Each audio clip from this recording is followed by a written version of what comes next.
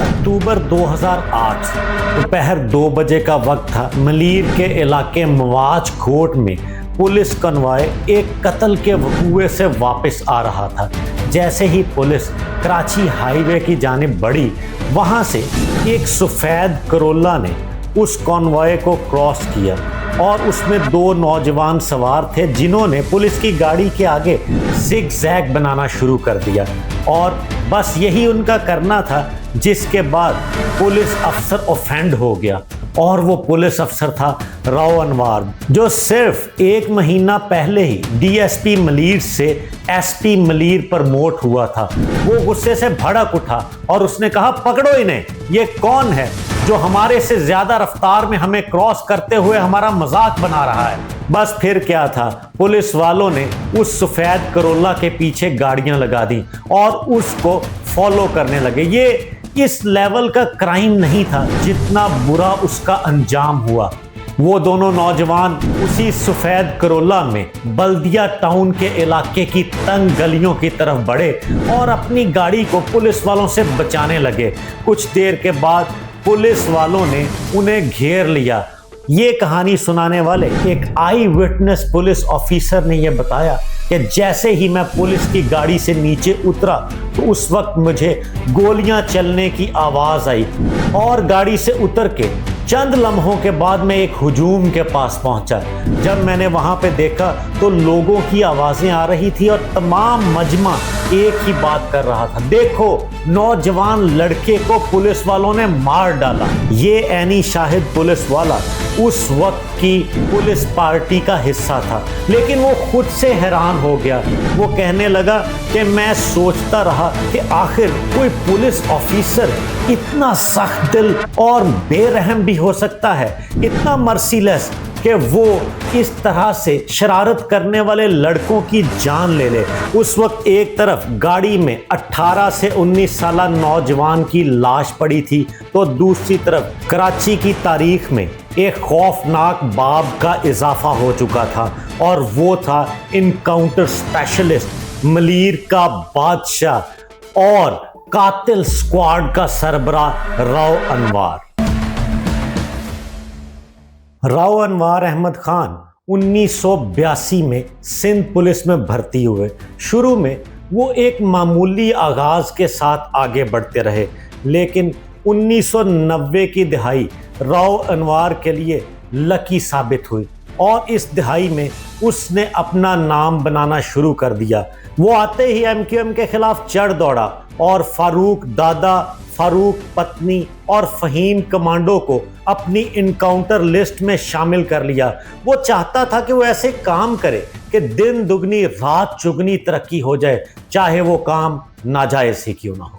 राव यूं तो एमक्यूएम के खिलाफ सख्त तरीन एक्शन लेने वाला अफसर बन चुका था, लेकिन 90 की दिहाई के मिड में पहुंचते ही उसकी तरक्की का सफ़र थोड़ा सुस्त पड़ गया और उसकी आगे बढ़ने की ख्वाहिश को थोड़ा स्पीड ब्रेकर से गुजरना पड़ा।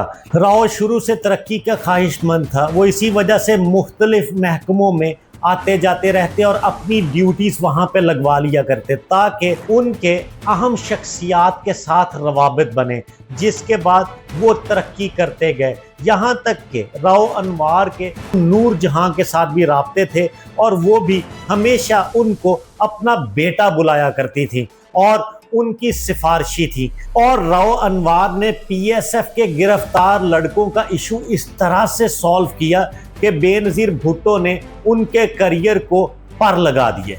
लेकिन 2008 में पीपल्स पार्टी की हुकूमत आते ही राव अनवार की किस्मत दोबारा से जाग उठी। वो आसिफ अली जरदारी के करीब समझे जाते थे।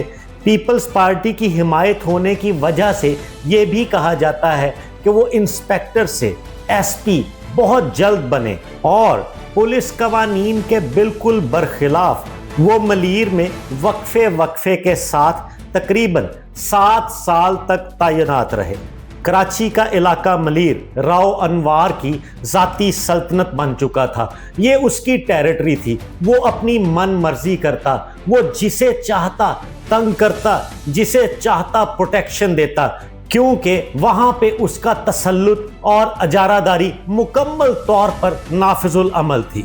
2011 से 2018 तक मलीर में 192 इनकाउंटर्स में 444 लोग मारे गए, लेकिन कुल 745 इनकाउंटर्स में एक भी पुलिस वाला शहीद नहीं हुआ। इससे आप अंदाजा लगा लीजिए कि राव अनवार के अज़ाइम क्या थे, उसके अहदाफ क्या थे, वो करना क्या चाहता था और कितना सच था और कितना झूठ। 2013 के रेंजर्स ऑपरेशन के बाद किल रेट आसमान को छू चुका था और 2014 में इनकाउंटर्स की यही औसत 79% तक पहुंच चुकी थी। मलीर के इस इनकाउंटर स्पेशलिस्ट का तरीकाकार बहुत मुख्तलिफ था। वो जेट ब्लैक दहशतगर्दों को फाटा और पंजाब से लाता और कराची के मुख्तलिफ इलाकों जैसे मेमनगोट, गुलशन मेमार और गडाब के इलाकों के फार्म हाउसेस में रखता। पहले उन्हें शदीद टॉर्चर करता, तंग करता, टीज करता। जब मार मार के बुरा हशर हो जाता और खुद की तसल्ली और तस्कीन हो जाती तो उसके बाद उनका इनकाउंटर करता। ये राव अनवार का तरीका था।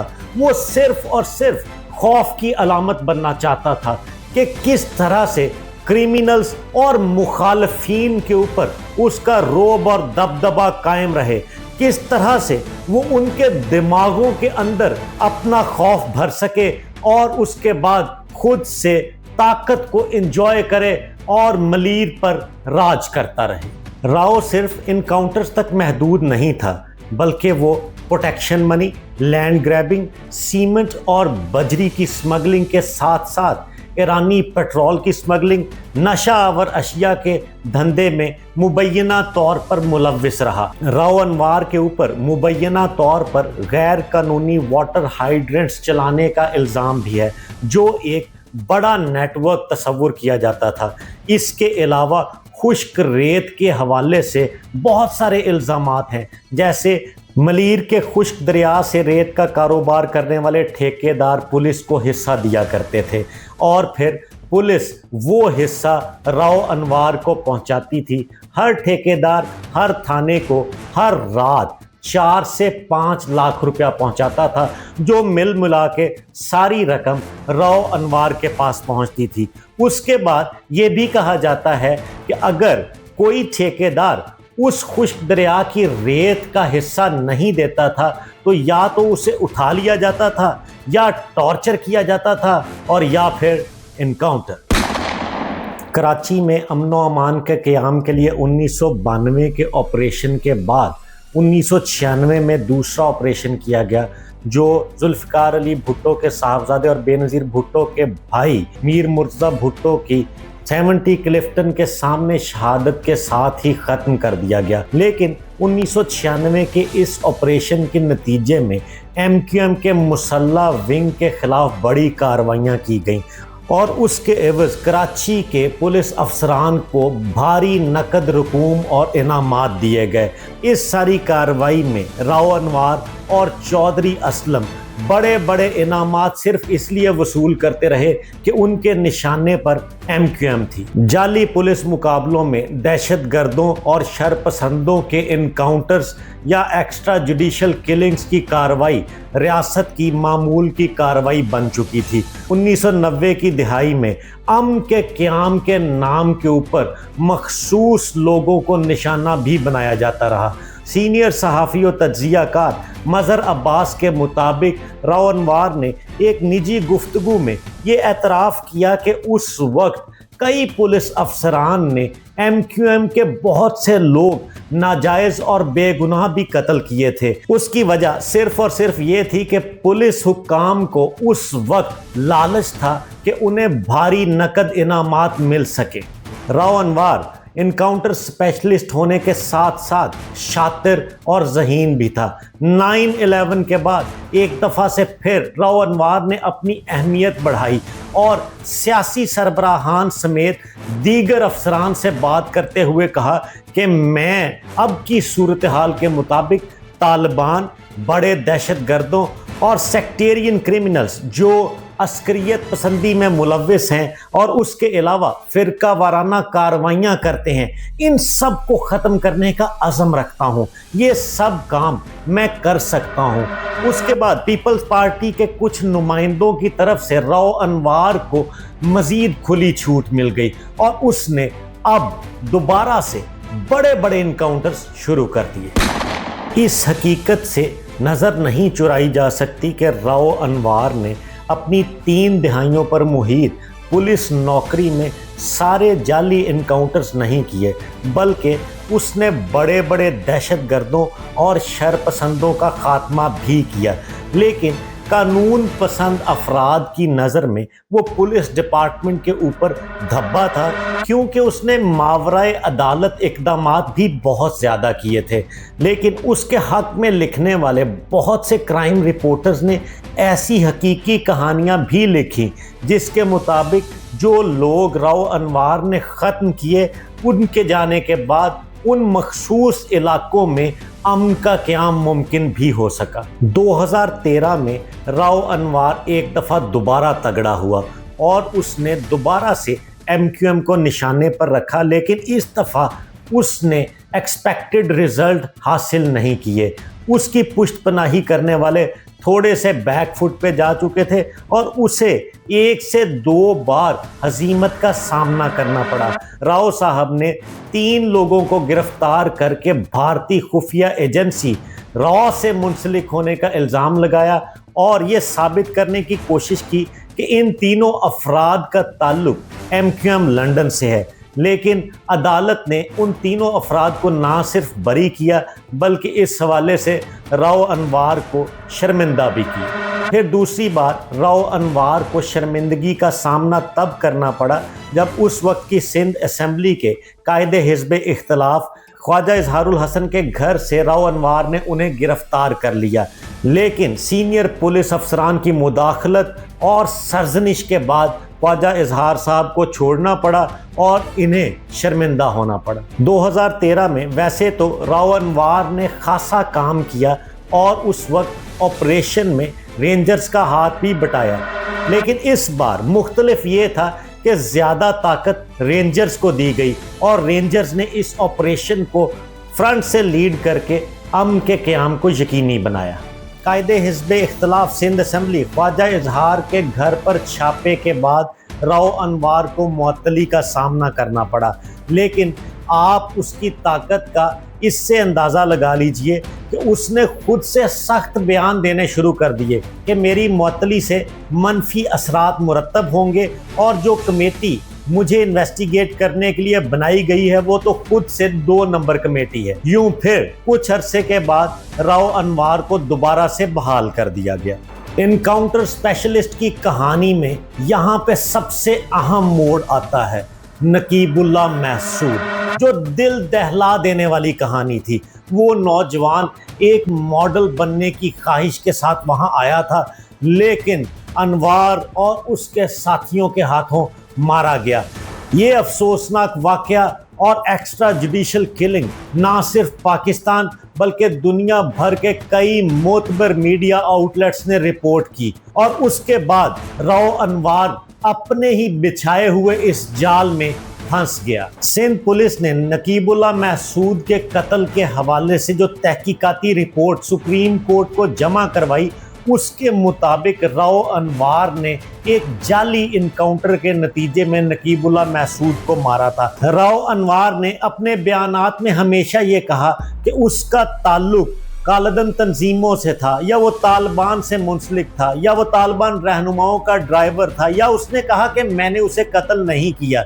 लेकिन पुलिस डिपार्टमेंट की ही रिपोर्ट के मुताबिक राव अनवार इसमें मुकम्मल तौर पर गिल्टी थे और जब नकीबुल्लाह और उसके 2 साथियों को सोहराब घोट के इलाके से उठाया गया तो उसके बाद नकीब के दोनों साथियों को रिश्वत लेकर छोड़ दिया गया और नकीब को हलाक कर दिया गया। पुलिस डिपार्टमेंट की तरफ से जमा करवाई गई इसी तहकीकाती रिपोर्ट के मुताबिक कारी एहसान जो जेल में बंद थे, उन्होंने भी राव अनवार के इल्जामात की मुकम्मल तौर पर तरदीद की। राव अनवार का ये कहना था कि नकीबुल्लाह कारी एहसान के साथ लिंक था और हमें इंतहाई मतलूब था, लेकिन कारी एहसान का कहना था कि मैं इस लड़के को जानता ही नहीं था।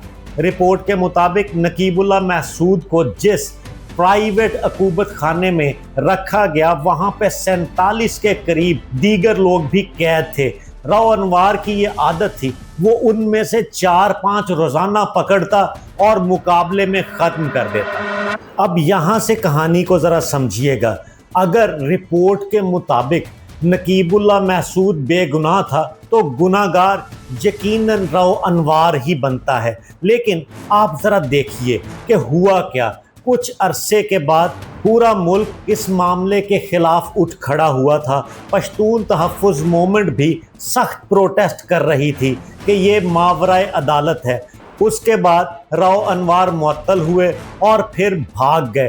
फिर अमेरिका की जानिब से ग्लोबल सैंक्शंस भी लगी, लेकिन राव अनवार का क्या हुआ? वही जो पाकिस्तान में होना था। 2023 में एंटी टेररिज्म कोर्ट ने लैक ऑफ एविडेंस की बुनियाद पर राव अनवार को बरी कर दिया।